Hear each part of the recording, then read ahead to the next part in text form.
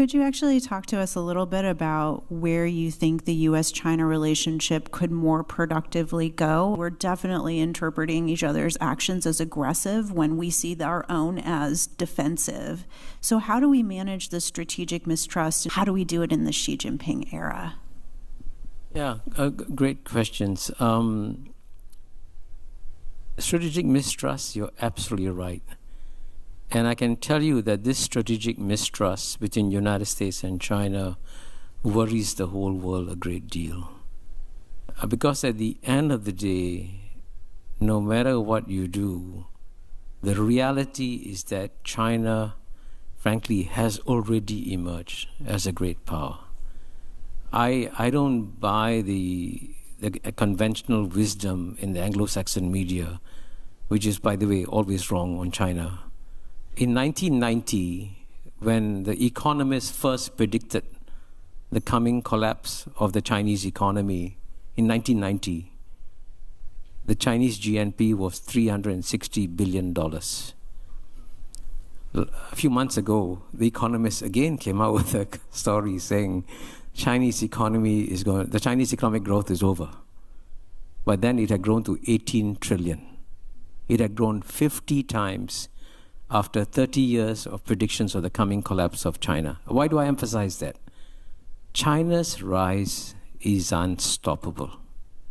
And it's not driven by you or by me. It's driven by 1.4 billion Chinese people.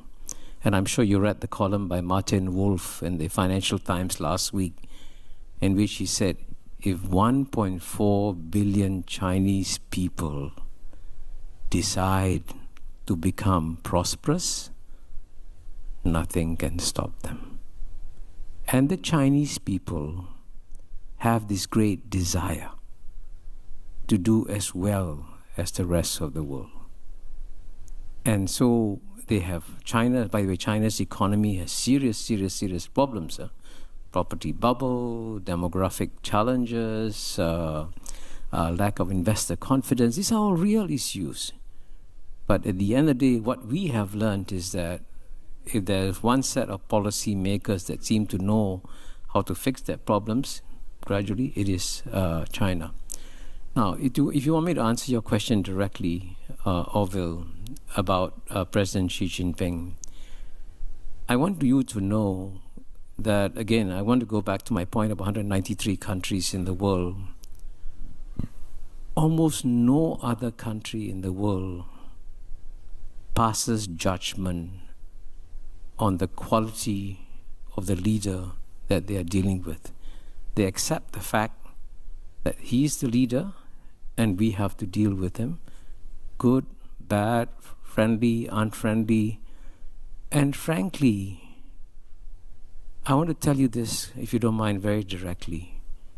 If you did a poll of 193 leaders and asked them in 2017, 2018, would you rather deal with President Xi Jinping or would you rather deal with President Donald Trump?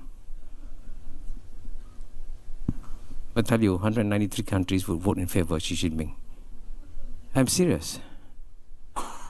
So when you emphasize that, it's a leader that's a problem, it's not the problem. You have to deal with a country.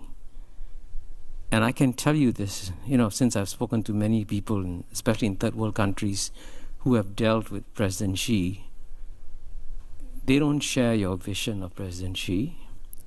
They see him as a sane, sober, rational, predictable leader who is advancing China's interests quite effectively.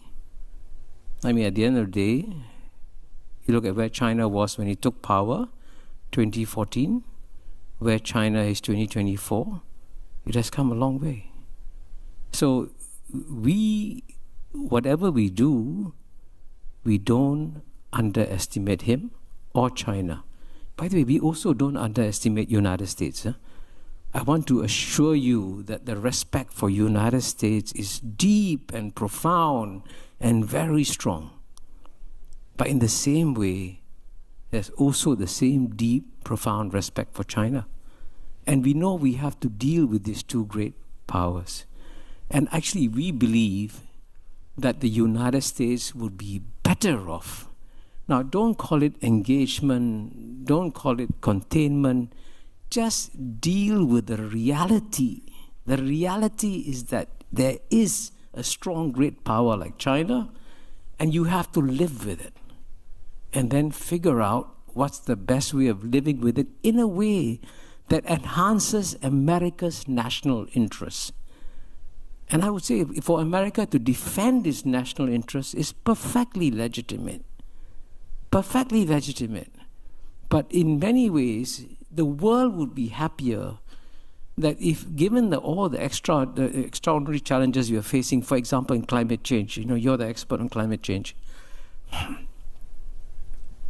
The most sensible thing humanity could do is to tell the United States and China, please, we have a bigger problem coming.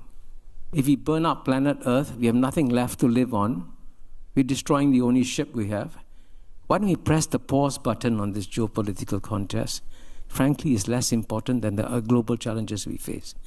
So if you ask me what the rest of the world thinks, they actually hope that the United States and China could find ways and means of dealing with their differences in such a way that it doesn't destabilize the rest of the world and allows us to focus on what's really important that's coming in the future. Thank you all for watching this here video. Please like and subscribe.